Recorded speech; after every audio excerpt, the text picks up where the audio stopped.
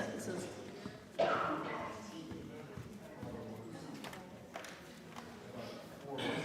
is this for me?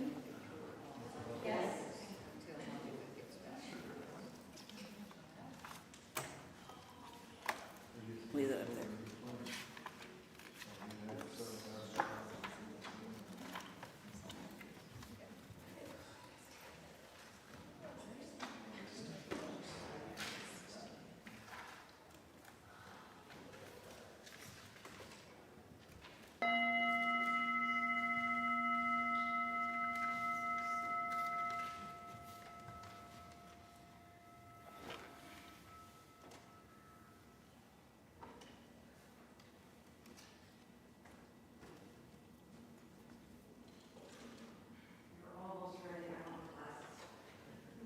All right, well, good morning, everyone, and welcome to the Unitarian Universalist Congregation of Salem.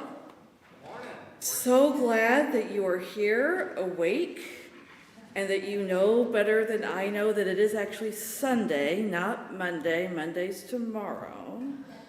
So we all made it here. Good for us. That's wonderful.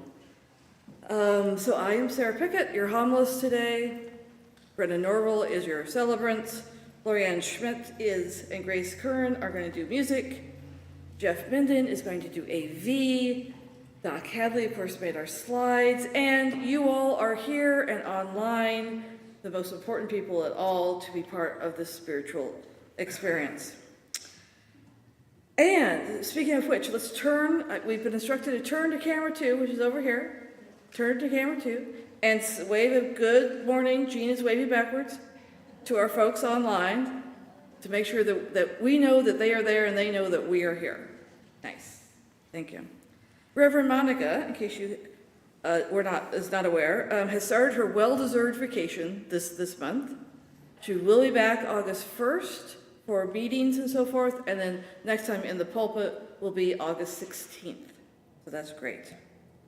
We gather as a community of seekers, all of us carrying questions and searching for wisdom and inspiration to help us live lives of meaning. And for today, that means looking back a little at the beginning of our nation 250 years ago, and how some of those aspirations may still be relevant today. For those of you who may remember what you were doing back in the summer of 1976, when we had our bicentennial, if you'd like, we're going to spend a little bit of time talking with your neighbors about what you were doing back then on that summer, that July 4th, or around that time, 1976.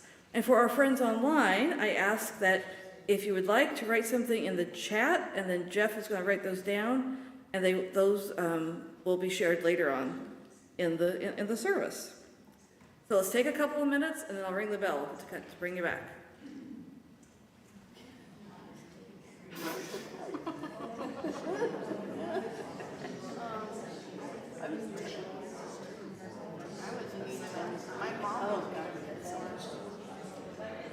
My mom wasn't born until 77, so. Oh, really? Yeah. Oh, okay. Right. And I only know that because I would go pick up her prescription. That's how I memorized my mom's birthday.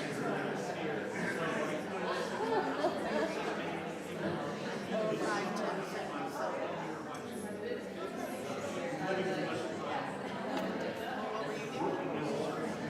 Oh, we had so much stuff happening that whole year. But I remember they came out with commemorative works for the bicentennial. And so I remember what they looked like. So that's all I remember from that.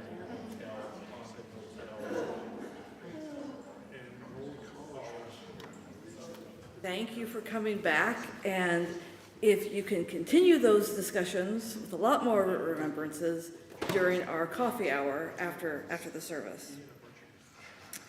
So please remember you are welcomed here just as you are, whatever beliefs sustain you, whomever you love, however you understand and express your identity, and on all the ways you are still becoming you. And now take a deep, Breath in, and know that you are here and nowhere else. Let us enter into a time of worship together. Please rise and body your spirit as we join in singing our gathering hymn, number 69, Give Thanks.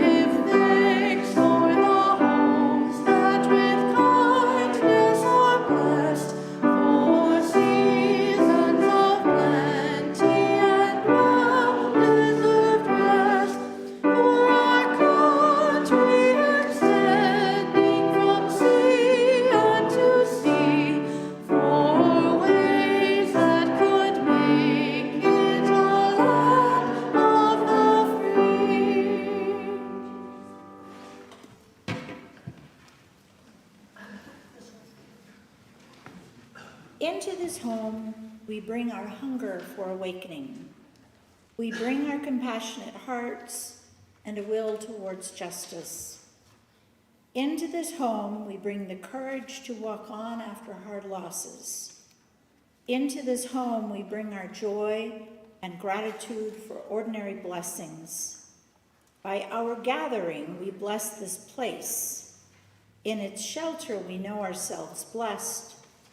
Let us be blessed and say our affirmation together. Love is our doctrine. Compassion is our way. Here we seek to create a joyful home for free religious exploration, build a community of caring fellowship, nurture the hopes, and serve the needs of our world. We gather this hour as people of faith, with joys and sorrows, gifts and needs. We light this beacon of hope, sign of our quest for truth and meaning, in celebration of the life we share together. Each week we light 3 chalices. The first is for this congregation, the Unitarian Universalist Congregation of Salem. We light our second chalice for our partner church in Szymanowska, Transylvania. And we light our third chalice for our children and youth in lifespan religious education in our world at large. Let us sing the flames into life.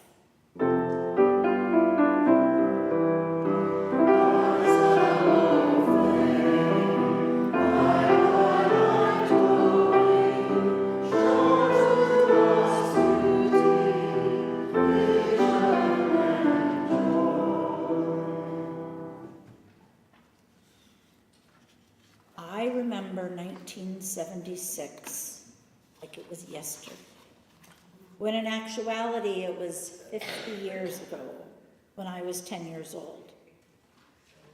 I don't think as a 10-year-old, you would really truly understand what it means for your country to be 200 years old.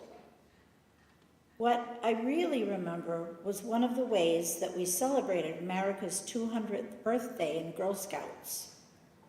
Girl Scouts of America made special badges for the bicentennial. My troop chose the Toys and Games badge, We carefully studied the 1776 booklet. Yes, it was. It was an old paper booklet, not a regular book, and found that we needed to do the following things in order to earn our badge. We had to make a historic toy. We made the one with the button on the string, and you do it, and then you pull it back and forth. We had to learn period games. We learned kick the can, and then we were doing rolling a hoop with a stick. And then we had to demonstrate. So we chose a neighboring brownie troop and demonstrated to them. We completed the requirements as a troop, and all of us earned our 1976 Toys and Games badge. The other thing I remember from that year also had to do with Girl Scouts. When I was 10, I had gone to Girl Scout camp, Camp Whispering Winds, 2 times. My 3rd time was the summer of 1976. One of the things we typically did at camp was to earn more badges. One badge that we were actively working on during that week of camp was building fires, campfires. We were going to be at camp over the 4th of July, and the girl whose fire was judged to be the best not only earned her badge, but got to build and light the campfire on the 4th of July. I had to study different kinds of campfires and figure out how to make them. I chose the log cabin. First, you had to split the logs 3 or 4 ways with your hatchet, depending on the diameter of the log. To build the log cabin was sort of like building with Lincoln logs. You would lay 2 logs parallel to each other. Then you would take 2 more logs parallel to each other, but the opposite direction, and put them on top of the first 2. Typically, you would go up about 3 or 4 layers, and then you would build a sort of teepee of kindling in the center of the log cabin. And would you believe it, my campfire was deemed the best. The kindling lit right away and then began to burn the cabin. I was going to build again and light the campfire that evening of July 4th. And to be honored to do something so important for the camp as a whole and for my country. I think learning the skills through Girl Scouts and about the history of the bicentennial itself helped me to have pride in my country. We learned about some of the important people who were involved and were part of the signing of the Declaration of Independence. I think at that time I had a pen pal who lived in another country. I remember sharing with her what the bicentennial meant, how we were going to celebrate that special 4th of July, and the pride I felt for my country. Fast forward to now, 50 years later, and ask myself, do I still feel the same pride in my country? And my answer would unfortunately have to be no. There are people who are not very nice in control of our country currently. They have made some bad choices, and I think some enemies as well. I suppose we will have to bide our time until they are not in office anymore, and truly hope that any of the things that have happened to us can be undone, or at least attempted to fix some of the terrible blunders and decisions that have occurred during their time in office. I choose to have hope and faith that I can again someday have pride in my country and what we stand for and represent.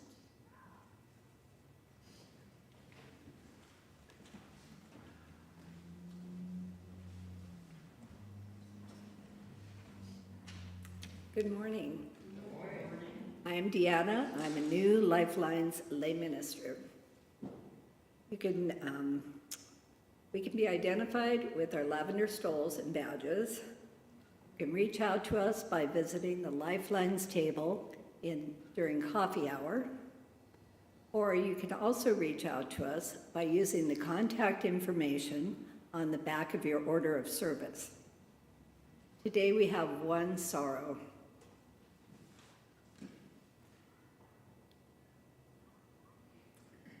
As I read these, we will light a candle. Well, it's only one. This comes from Gigi Holland. My good friend's husband died last week from Alzheimer's disease. I stayed with her through the process, and it's been a challenging and exhausting for both of us. He was a lovely, kind man. Please keep my friend Dolores in your loving thoughts.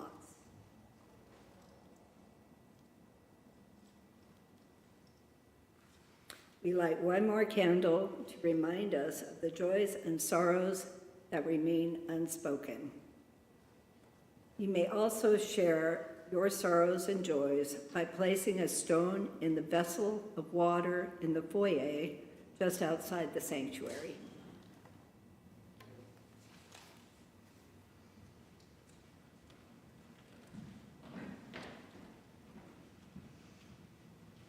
Thank you, Deanna. Join me in taking a deep breath in and out as you settle in your seat.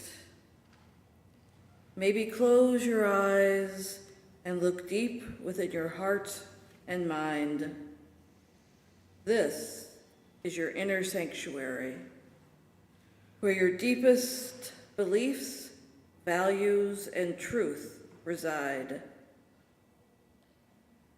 Recognize that you have the freedom to engage in your own search for meaning and to hold sacred the inherent part of human worth and dignity. Acknowledge the freedom you have to choose how or where or whether you worship. Acknowledge the history and sacrifices that have paved the way for this to be a protected right. And breathe in a sense of gratitude for the liberty to live authentically according to the dictates of your heart and mind, and be grateful for this freedom. Visualize and hold space for communities who face persecution, marginalization, or violence simply because of the faith they practice or the beliefs they hold. Let yourself feel empathy and compassion for these communities and meditate on the idea that the right to one's own beliefs comes with a duty to protect the freedom of others to have theirs.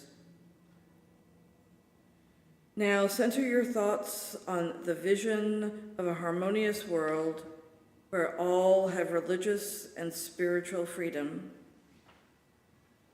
Take another breath in and out, drawing in a spirit of peace, tolerance, and liberty.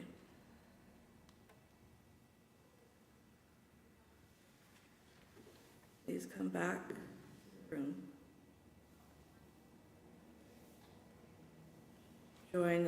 Join me in singing This Is My Song for our heart song. For 109.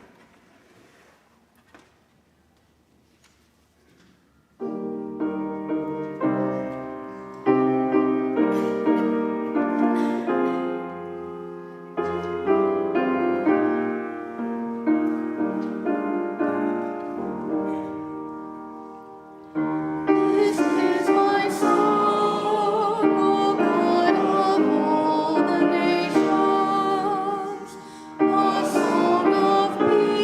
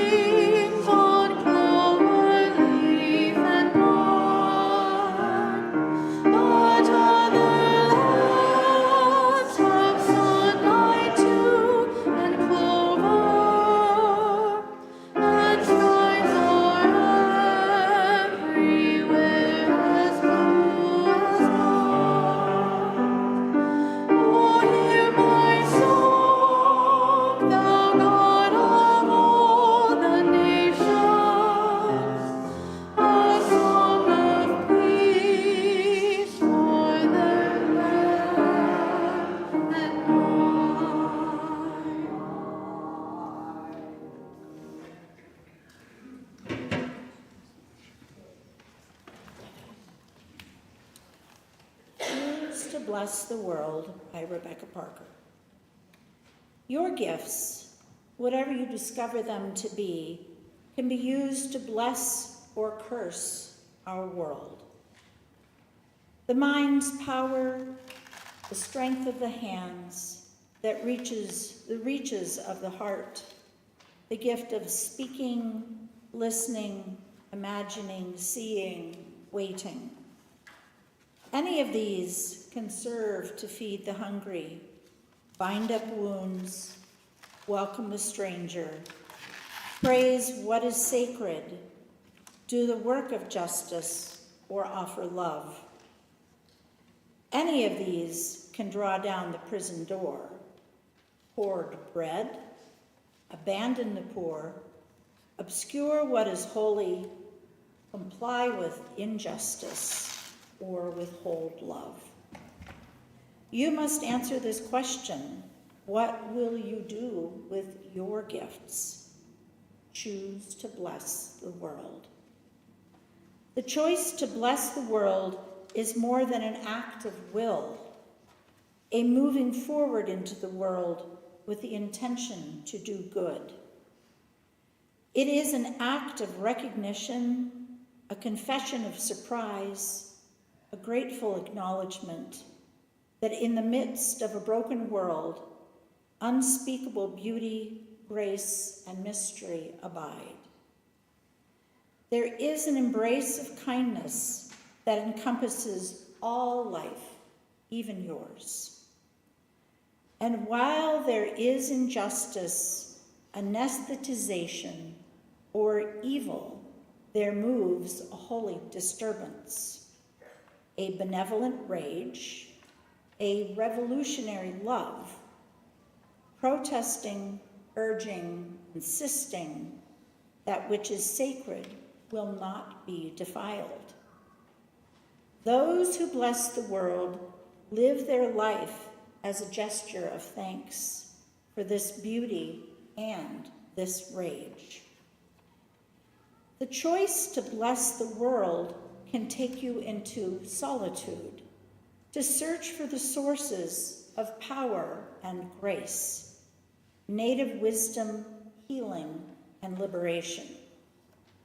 More, the choice will draw you into community, the endeavor shared, the heritage passed on, the companionship of struggle, the importance of keeping faith. The life of ritual and praise, the comfort of human friendship, the company of earth, the chorus of life welcoming you.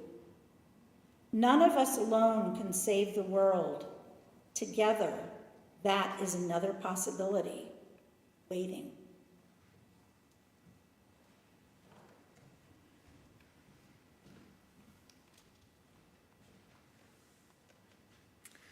So Brenna told her story of the bicentennial, and now I'm going to tell mine. I remember parts of the summer of 1976 quite clearly, because on June 14th, we arrived in Oregon, Hillsboro, in fact. It must have been late afternoon or early evening, because all I can recall is driving down the roads and seeing flags on both sides of the street. And then arriving at our family friend's house and basically collapsing. I had heard that the bicentennial was coming up, 200 years since the Declaration of Independence was signed, so I assumed that's why the flags were up. It wasn't until later that I learned about Flag Day. But still, it was an exciting time. We had driven from Missouri along the Oregon Trail and arrived in Oregon, and it felt like home. The bicentennial was coming with all sorts of celebrations, as well as the Summer Olympics, and watching Nadia Comaneci break the perfect 10 score in gymnastics. And then my brother got chicken pox. And right on schedule, 12 days later on his birthday, July 12th, I got chickenpox. So it's sort of hard to forget the bicentennial. And now, 50 years later, it is the semi-quincentennial, 250 years. By comparison, England has existed as a unified sovereign state for roughly 1,100 years.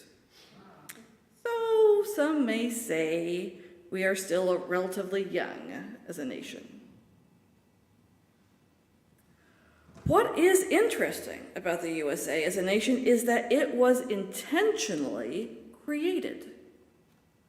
People got together and created this abstract set of universal ideas, establishing a constitution, a framework for a federal democratic republic, with a deliberate separation of powers and establishment of checks and balances.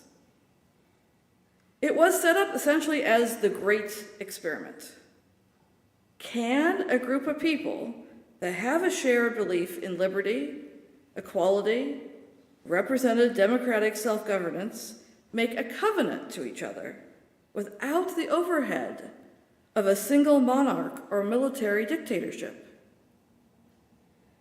This is a question we have been trying to figure out over the last 250 years. And as change is the only constant in the universe, hopefully we will still be able to continue to ponder this for the next 250 years. I finally watched Ken Burns' American Revolution, and as with many of his work, I find it both mesmerizing and thought-provoking. The way we were celebrating July 4th, it is easy to think of it that as the signing of the Declaration of Independence was essentially the completion of the revolution. Of course, it wasn't at all. And then I wanted to dive deeper into some of the key players. So I looked up more on Washington, Adams, Jefferson, Franklin, Hamilton. By looking at these people, I do not mean to ignore or dismiss the decimation of the native people and land that occurred in the name of our revolution.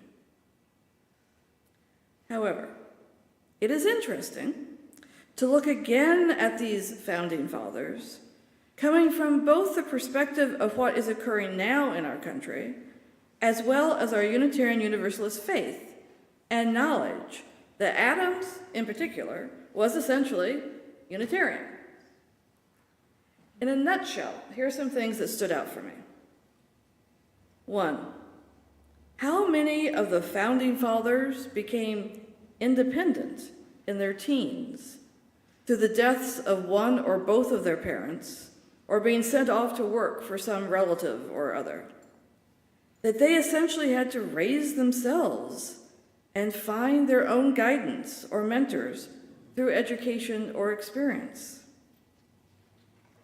2, if Washington had succeeded in becoming part of the English military as he wanted, we likely wouldn't be sitting here today calling these the United States. For him, the revolution was personal. Why is it war always winds up personal? Each of the founding fathers, and we should say founding mothers too, for their wives and daughters were very influential. Each one brought a unique way of looking at the world and what is important in creating a government. When they were finally able to collaborate to a degree, this is when we get the concept and ideas of government that we are still using today. And then 4, it is interesting how the liberal religious thinking of the day influenced them into coming up with general concepts of governing, including possibly one of the most important, separation of church and state. Given that we, as the U.S., essentially have agreed with one another to just get along with each other, it is understandable that there are disagreements across the nation as to what it means to be truly American. And as we are witnessing now in these times, we are living in those disagreements can quickly turn into arguments, violence, disdain, and distrust from the perceived other. The U.S. has many myths in its heritage, and for some, these myths are not stories to inspire, but non-disputable truths, whether or not they appear self-evident.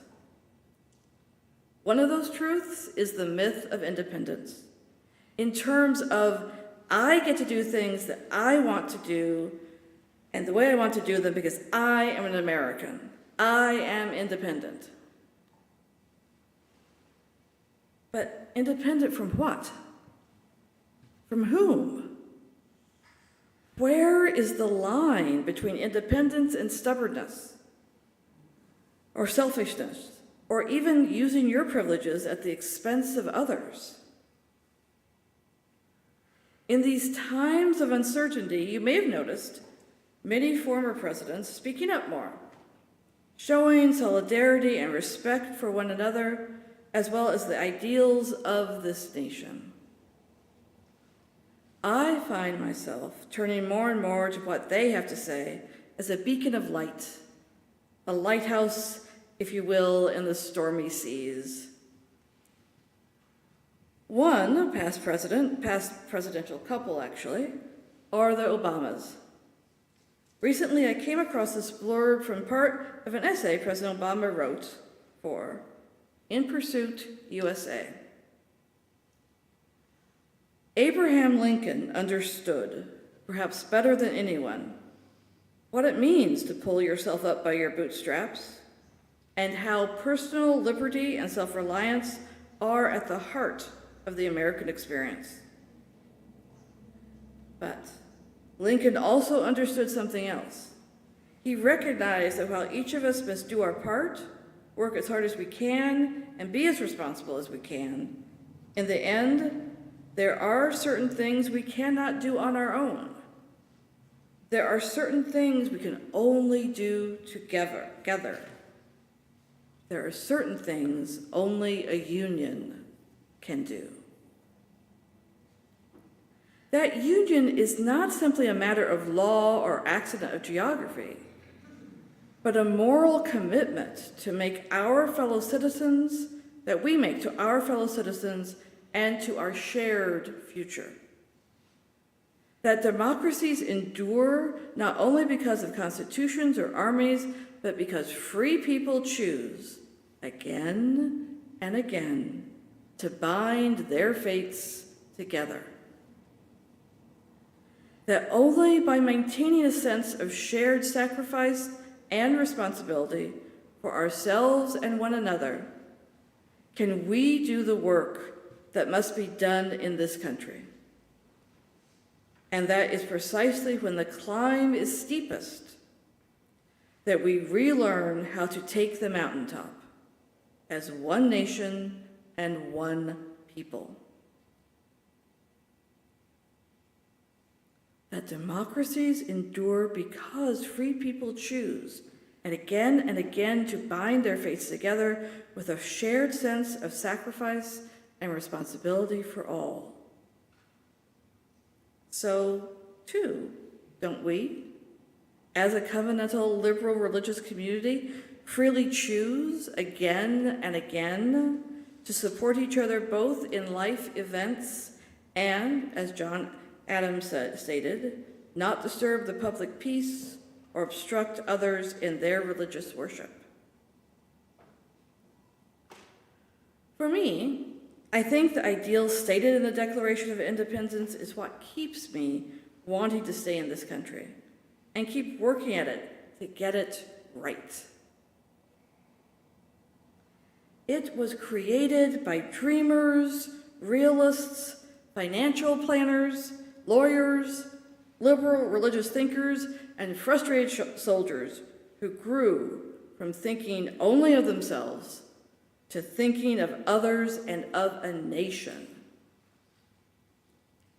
As much as Unitarian Universalists think of our religion as a living tradition, so too, in a way, the United States of America is a living tradition.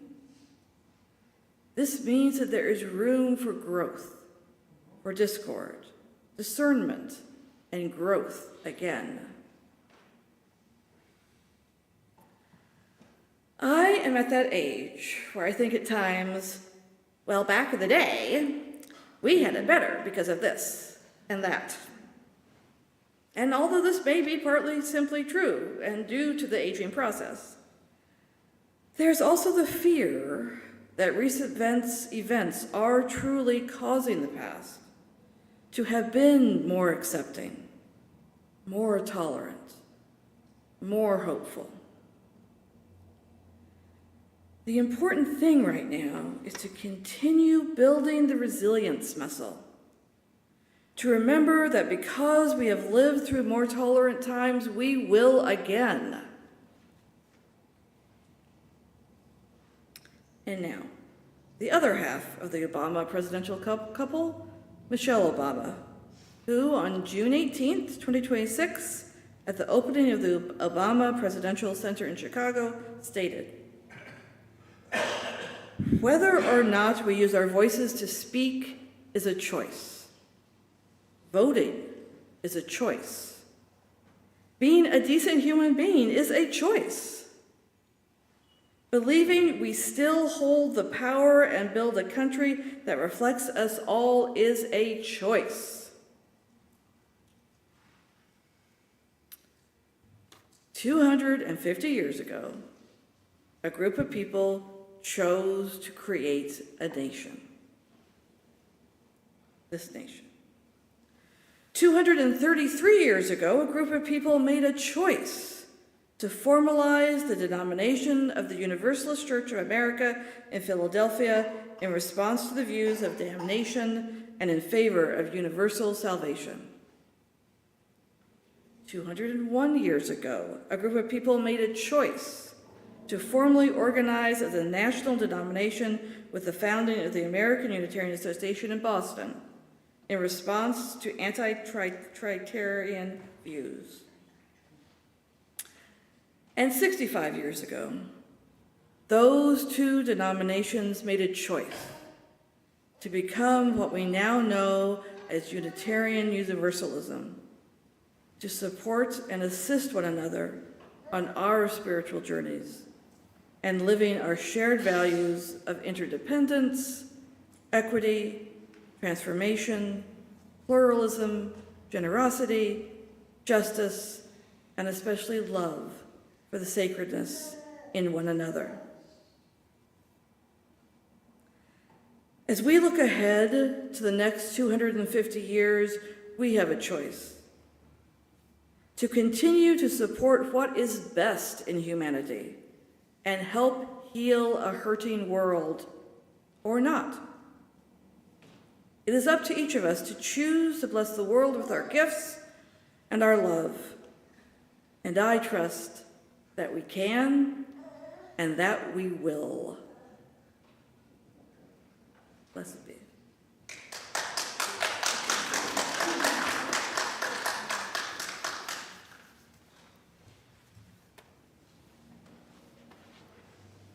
We support UUCS through our pledges, time, and connections with one another. We support the Salem-Kaiser community through donations to the Marion and Polk Food Share. And for the month of July, PFLAG. PFLAG was originally short for Parents, Families, and Friends of Lesbians and Gays. However, to reflect its inclusive work and support for the entire LGBTQ+ community, the organization officially dropped the acronym in 2014 and is now simply known as PFLAG. For over 50 years, PFLAG has been where LGBTQ+ people, families, and allies have come together in pursuit of justice and affirmation. and always leading with love. Since its earliest days, PFLAG has been the connector for LGBTQ+ people with community, parents with resources, and allies with tools, bolstering the LGBTQ+ movement with strength, power, and love. For those of you in person, you may donate food for the Marion and Polk food share into the Little Red Wagon. Monetary gifts may be placed in the offertory bags or by going to the website to donate. Thank you for maintaining the community of UUCS and for helping the wider community of Salem and Kaiser.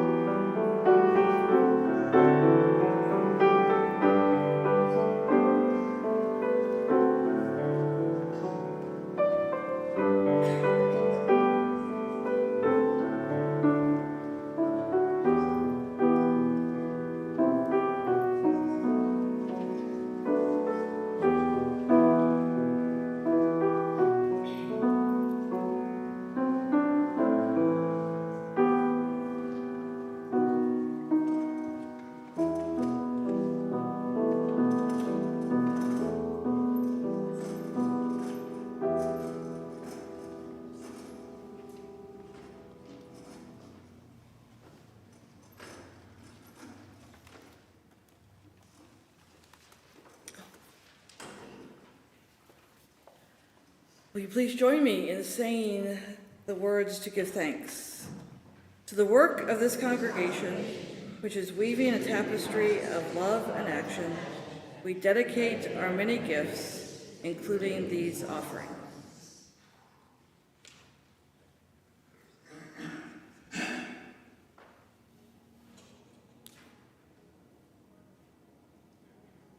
We take the light from our chalice, lighting the social justice lantern as a symbolic reminder of the light and the justice that we carry out into the world. As we release the flames, let us hear these words by Laurelyn Bellamy. If here you have found freedom, take it with you into the world. If you have found comfort, go and share it with others. If you have dreamed dreams, help one another that they may come true. If you have known love, give some back to a bruised and hurting world. Go in peace.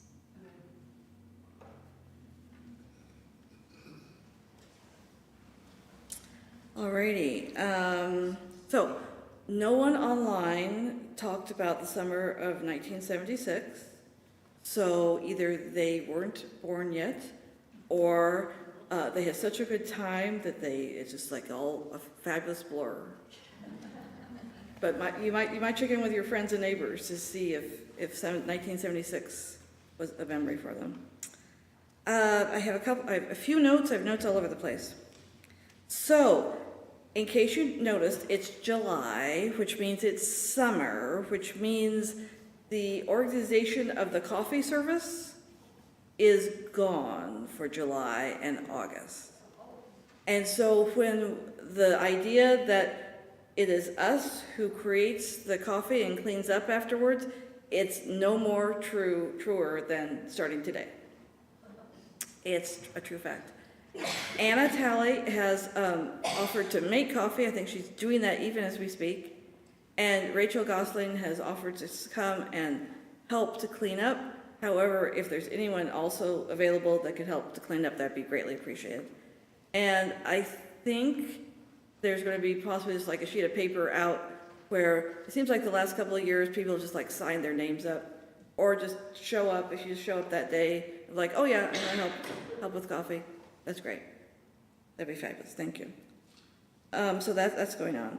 Today at 2 o'clock, you'll see in the order of service there is the teacups event is happening down in the RE Commons, which is great.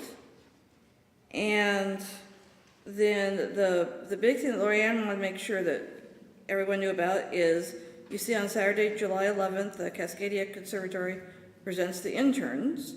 They play at 2:30 and at 7:30, written by our own Maeve O'Connor. You recall her when she was here with her beautiful voice. And it says, this weekend, our social justice team theater group will be presenting Interns. Hell is an email chain. Oh dear, I hope not. As I just said, written by our very own Maeve Z. The show is a comically satirical commentary in the state of our world. And I'm assuming, Lorianne, that you can just come here that afternoon or evening and buy tickets then. How much are tickets?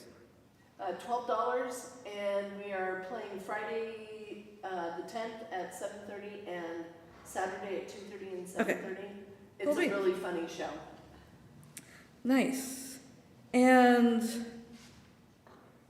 I think that is the thing that if you're looking this week, you notice that there's an LRE Lifespan Religious Education Potluck, which sounds like it's going to be happening during the summer, which is nice. And then next Saturday, the 11th, there is also a landscaping work party, 9 to 12. And in case you didn't notice from your own gardens, this is our growing season, so I'm sure there'll be plenty to do both in your yard as well as our yard here. And I think that's it for announcements. Thank you. Oh, so then I get to say, okay, so truth here. It's not a good idea for me to be the one writing the number of a hymn into the document that we all look at. I'm announcing this now in hopes that I don't do this again. Grace has witnesses that I'm saying I should not do this. The actual hymn that we are singing, the number really is 1018. So please either just look up here, or if you want to look at your hymn notes, look at 1018, not 1008. Thank you so much.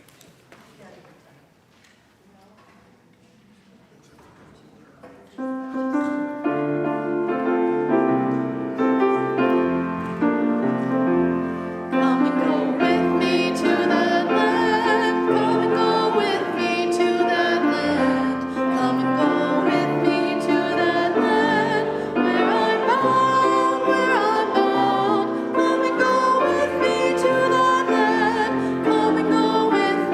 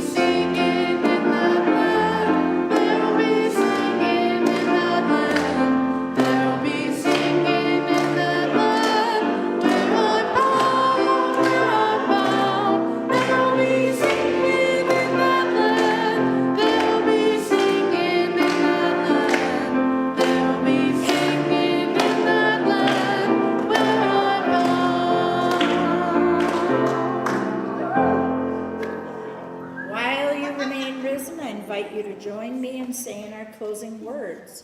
You can choose to join hands with those near you or touch elbows or simply gesture towards each other.